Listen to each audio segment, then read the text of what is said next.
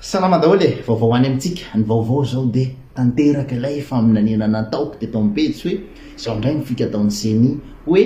misy ny pirate ny site web an'zareo ka zay nahatonga iny résultat iny ho lasa tojo ravalimanina fa tsy hiary lala indray. Dia iny tokoa zareo fa nanao publication tao amin'ny pejiny zareo hoe mikatona ny tranokanan'ny CNI fa nisy tsy mataho-todinidina na raha nafandarana manokana tao amin'ny TVM de nihiditra antsehatra ihany koa ny gendarmerie nationale izay milaza fa tsy azo ataony manaparitaka fake news. De amin'izao fotoana zao moa Jean-Luc Ono efa nisamborony zareo nampidirina amponja vonjomaika ono satria izy anisan'ny partage an'ilay résultat tao amin'ny site web an'ny CNI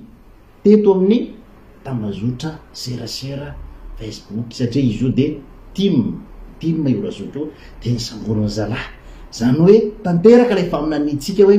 mety ahazo tsindry avy any ambony ray hoa io CNI io hoe fa ino nataony laisany ty efa tenenina va hiary lalany lany laisa mbola mamoaka résultat hafandray satria toa tsy mampino aloha hoe tena ny site web an'ny CNI tokoa ve nisy ny pirate. De rehefa avy eo ilay secrétaire ilay mivantana tao amin'ny TVM mandeny hoe tsara ho marina fa tena sécurisé ny site web ny CNI. De sécurisé le izy de maninona nisy tafiditra sa hoe le raha tsy tery lalana moa zany zay le argumentanao tam'izay. Fa zao indray ny fikan'zareo satria fa niteny zareo hoe nisy tsy mataho-todiniditra tao de nitanjon'zareo am'izao hitady an'ilay tsy mataho-tody. De zao aloha engany mba tsy hisy hivadika ny team sy ny mpanohitra engany satria fika ataon'zareo koa mety ho tambazan'zareo vola be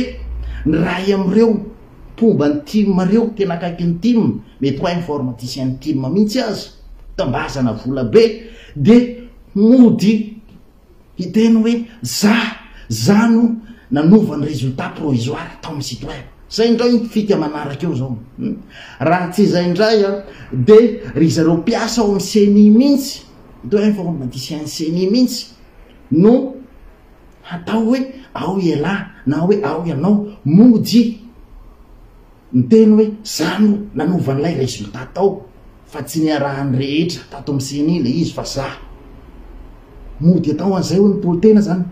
mpikambanao amin'ny CNI informaticien amin'ny CNI de ho tambasana vola be ihany koa izy io de mody ho kadraina de mikatra zany hoe nikatra izy fa hitatsika eo fa mety tsy ampiray volana na